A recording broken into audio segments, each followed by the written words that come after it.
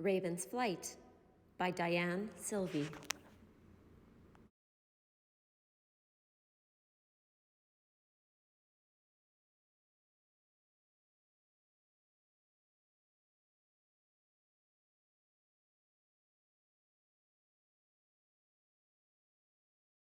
Chapter 1.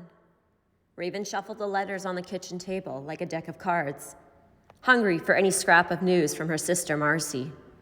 Marcy had left Egmont to look for a job in Vancouver several weeks ago and had sent only cryptic messages assuring her parents she was surviving since. She had not shared specific details about her job or how she was making ends meet. After several unsatisfactory phone calls, the family began to suspect she was keeping something from them. Marcy had made the decision to move to the city, rooming with her 19-year-old cousin Rita as a way to escape the small community on BC's Sunshine Coast. But her perception of the city had been built on a flimsy foundation of rumor, gossip, and dream. Marcy had been sure she would find work that would finance a new life, her own car, apartment, wardrobe, plenty of spending money, and maybe even a boyfriend. But it was a sunny Sunday morning, so Raven brushed aside her worry in favor of the distraction of work. She stuffed her gloves, tie wire, and a machete, checking to make sure it was locked in its case, in her knapsack, and set off across the field to the woods. In the overgrown and weedy path soon became too difficult to navigate. She unsheathed the machete and grabbed it by its hilt. She swung it eerie wide, sweeping arcs so that the tall grass met the sharp blade with a swish, and quickly cleared the trail up the hill. At the peak of the hill lay a campground, but the discovery of tainted drinking water in its well last season meant it was now virtually deserted. Raven entered the campground from the north end and resumed hiking toward the salal berry patch. Her family had picked salal in this spot for as long as she could remember. She and her favorite aunt, Edna, had passed hours here on the weekends. Their nimble fingers plucked handfuls of the salal bush for sale to a wholesaler who in turn had sold it to the florist in town, its dark green leaves providing a flourish in bouquets and centerpieces. After several hours of picking, Raven gathered all the salal bush she could carry, bound it in bundles, and hoisted it on her back. She adjusted her grandmother's old hand-woven trumbeline across her shoulders and took the South Trail home along an old logging road. Rounding a huge slump, she came upon a large black truck with oversized wheels, parked to the side of the trail. Small sack-like pouches were spread out on the ground behind the tailgate. The remains of a female bear lay slit open on the ground next to them. The scene resembled a grotesque sacrificial offering. Raven knew the high demand for bear gallbladders made poaching a very lucrative business. One alone could fetch over $2,000. Unscrumptious hunters illegally sold the fist-sized sacks to smugglers who transported them to the black market in Hong Kong, where they were worth their weight in gold for use in traditional Chinese medicinal remedies. The slaughter was perpetuated by the hunter's greed and by the buyer's ignorance and superstition. Raven's grandmother had raised her to appreciate their own traditional ways, to respect not only the bear, but all living things. She had been taught that if an animal was to be killed, the hunter must first prepare ritually, then explain to the animal why it was needed. Her grandmother had warned her that no one should ever waste any part of an animal, as this would be both careless and disrespectful. If these practices were not followed, the animal would not offer itself to the hunter. She heard male voices nearby, and, assuming they were hunters, Raven dropped her bundle of salal in her haste to avoid being seen. The noise alerted them to her presence, and they immediately gave chase. She raced toward the beach trail, sure they were following and gaining ground. Raven heard heavy breathing and the thud of footsteps several feet behind her. "Leave her. She won't be able to identify us or the truck, and we have to deliver this load tonight." Raven heard one of the men yell from further off in the distance. She ducked behind a tree and watched as the other man angrily stomped up the path. He flung the truck door open so hard it nearly ripped off the hinges. He jumped into the front seat, cursing, and punched the dashboard with such force his clenched fist left an indentation. Meanwhile, his partner had gathered the pouches and stored them in the back of the truck. In a hurry to meet his buyer, he pumped the accelerator and the truck roared off, dirt spewing in a fan behind its spinning tires. Raven breathed a sigh of relief and headed home. When she got back to the house, her dad called from the other room. Raven, is that you? Raven replied with a rush of words, anxious to explain the whole story about the poachers. When she had, she asked her father to call the conservation officer and report the illegal activity in the woods. We'll do that in a minute, but right now we're having a more pressing matter to deal with. Marcy is missing, her father said. Missing? What happened? Raven said, alarmed. We don't know. Your cousin Rita phoned the store and left a message saying no one had seen or heard from your sister in days. He said worriedly, someone has to go to the city and look for her, Raven blurted. There's barely enough money for food for you and your brothers, let alone enough to go to the city, he explained. I have money. We can use that, Raven answered. She had earned enough money picking salal or taking babysitting jobs on weekends while she went to high school. Half of the money she earned was set aside for university, and the rest she put into the family pot for groceries. Raven studied hard to keep up her grade point average in hopes of a university scholarship to UBC. If she completed the law program, she would be the first in her village to acquire a university degree. We can't use your money, he said, adamant that her savings be kept for tuition. We have no choice. I can always put off going another year if I have to, Raven insisted. Which one of us will go? Your mother can't go. She can't leave the baby, her father said, his brow furrowed. I can't go now or I'd lose my job at the fishery. I'll go, Raven offered. You can't go. You're too young to be in the big city by yourself, he said as fast as the words left his lips. I have to go. I'll be all right. I can look after myself. Besides, I can stay with Rita. She's an adult. If Marcy isn't there, there'll be a spare bed. I'll have a place to stay, and I'll be in the area where she likely disappeared. It's my best chance of finding her. Rita will look out for me, Raven pleaded. I haven't seen Rita in so long. I don't even know what she does or what the neighborhood is like. The area may not be safe. How do we know you could trust her to look after you? We don't have a choice. No one else can go. I couldn't live with myself if I didn't do something. I'm sure she wouldn't mind if I stay with her, Raven coaxed. I could go over to the store and call her from there. If it's all right with you, Rita, you can go. But you have to listen to her. Vancouver is not a safe place. I don't even want you going into the city on the city bus alone. You have to be supervised. A few minutes later, her father grabbed his coat and headed toward the beach.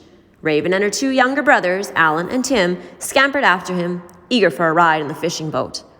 Her father held the boat steadily as they jumped in, checked to make sure their life jackets were fastened properly, and headed toward the store on the far shore. 15 minutes later, he tied the boat to the dock's mooring post and walked toward Frank's general store. Raven's brothers hoisted and hollered. Hollers were more than enough to announce company was coming. As the bells above the door rang, Frank, the owner, came out to the counter. Hey, Jim, how you been keeping? Frank asked. I've been better, Frank, but hanging in there. You? Jim replied. The two boys already had their noses pressed against the candy display case. My arthritis is acting up, but other than that, I'm fine. Looks like these two youngsters have their hearts set on something. What will it be, boys? Frank chuckled softly. He had been a friend of the family for years. Licorice sticks, they yelled in chorus. Frank passed each of them a long stalk of black licorice. Why don't you sit outside on the front steps with Raven? I won't be long, their father instructed. Frank, I need to call my niece in Vancouver. Sure. What's her number? He pulled a folded piece of paper out of his pocket and placed the long-distance call with the operator. The phone in the second-floor hallway of Rita's rooming house rang, and finally someone answered and knocked on Rita's door. Tell her she had a call. Rita got on the line, her voice weary and low. Rita? Is that you? How are you? It's your Uncle Jim, Raven's father said. I'm fine. I guess you got my message this afternoon. Are you coming to town? Rita answered. Actually, I'm phoning to ask if Raven can come and stay with you for a few days. I have to work, but if she doesn't mind looking after herself until I get home, she hedged.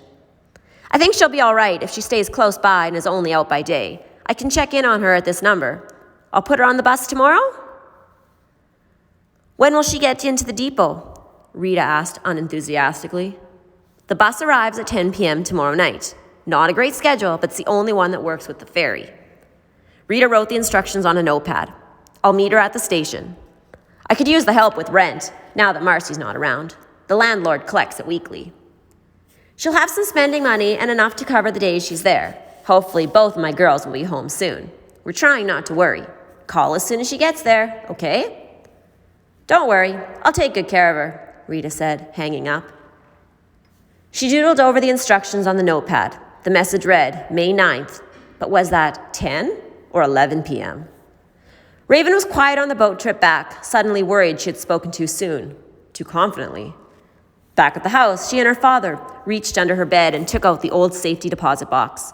Raven walked over to the dresser and opened the top drawer, reached in and pulled out a key. Opening the box, her father took out a stack of papers, photos of the family, and a tin can with Raven's name on it. It held $2,345, the sum of what she had saved. How much do you think I'll need? Raven asked. It's hard to say. You won't need much for your accommodation, and hopefully Rita's got food in the apartment. So it'll just be transportation money and an emergency stash if something comes up. It's better not to take too much in case it gets stolen, lost, or tempts you to spend foolishly, he said. I'll take $200, Raven decided, hoping she would find Marcy before she had gone through too much of her hard-earned savings. That night, she packed her knapsack with clothes and toiletry articles. She lay in bed trying to picture life in the city. Marcy had talked about it with stars in her eyes. Parties, clubs, shopping, movies, all the things they didn't have in their small fishing village. She had wanted independence and a chance to be on her own in a new place, but what price had she paid for freedom? Raven closed her eyes and tried not to imagine the worst. She'd just have to wait and see. The next morning, Raven and her father took their fishing boat to the ferry terminal at Earl's Cove. They tied up the small dock and walked up the road to the flag to flag down the bus when it drove off the ferry from Saltery Bay. A few minutes later, the bus pulled over onto the gravel. Raven hugged her father before boarding and bought a ticket to Vancouver from the driver, who punched it and waved her down the aisle to find a vacant seat. The bus made several stops en route, including the Sechelot bus terminal, where she got off to stretch her legs. Next stop was Gibson's, and then the Langdale ferry terminal. The ferry was just pulling into sight. Even though she had relatives in Vancouver, she had only been to the city when she was very small and could barely remember it now. Her parents had wanted her to be brought up according to their traditions and thought that the city schools and neighborhoods would distract her from the values they believed were important. She hadn't envied what other kids had this time, but she had been curious. Now, under the worst circumstances, she was going to find out if she had been missing anything. Despite her nervousness about what lay ahead, the steady hum of the tires almost lulled her to sleep. No wonder Marcy loves the city, Raven thought to herself, looking out the window at the bright city lights, spread out like a canvas of twinkling diamonds against the night sky. As the bus continued across the Lionsgate Bridge, through Stanley Park, and along Georgia Street, passengers got on and off, so familiar with the route, they read newspapers and books rather than watch the traffic. Raven sat up straight, anxious to arrive. The bus crossed the Georgia Viaduct and headed east into a part of the city with boarded-up buildings, hotels, and bars. The Cobalt Hotel had more than 30 motorcycles parked out front. Across the street, next to the American Hotel, 2 telephone receivers dangled uselessly from cables, their wires ripped out. The bus continued up Main Street, then turned left and left again into the Vancouver bus depot. It was 10 p.m. The depot was deserted except for a few passengers getting off the bus. Where was Rita? Perhaps she was inside waiting. Raven walked inside and searched the lobby. She was nowhere to be seen. What now? She searched her backpack for her cousin's phone number, dialed, and waited. It rang and rang. She would give Rita another hour before trying to find her place on her own. She sat down on a wooden bench facing the large clock in the middle of the depot. Every time someone walked through the door, she looked up expectantly. She waited until 11 p.m., then tried the phone number again. Nothing. Raven walked back outside to the bus, where the driver was still sorting freight. She decided to get directions and take the chance that Rita would be there to let her in. She must have written down the arrival time incorrectly. "Can I help you, miss?" the driver inquired. "Yes, thanks. I need directions to my cousin's place," Rita responded. The bus driver looked at the address on the paper. Raven showed him and frowned. "Anyone meeting you?" He hedged. "My cousin was supposed to, but she's not here, so I thought I'd walk," she replied. "Well, you'd better be careful. That's a bad area," the driver warned. Go through this building, then straight out the main doors and through the park. Make sure you stay in the middle of the path and don't stop or talk to anyone. On the far side of the park is Main Street. When you reach it, turn right. The hotel's a couple of blocks down the street," he said. "Thank you, I'll find it," Raven answered, a little unsure of her bearings, but determined nonetheless. Raven walked through the building, still searching for her cousin's familiar face, out the main automatic doors to where the yellow taxicabs waited idly for fares, and finally along the path, keeping her eyes focused straight ahead until she spotted Main Street. Just before she reached the curb, the sound of a deep cough emerged from the shadows, startling her. She sprinted toward the lights and traffic, not bothered to look back. Over her shoulder, she heard someone's hoarse voice baiting her. "Hey kid, why don't you come have a drink?" "Yeah, come have a snort," jeered another. She ignored them and felt inside her jacket pocket for the paper with her cousin's address printed on it. If only she were there already.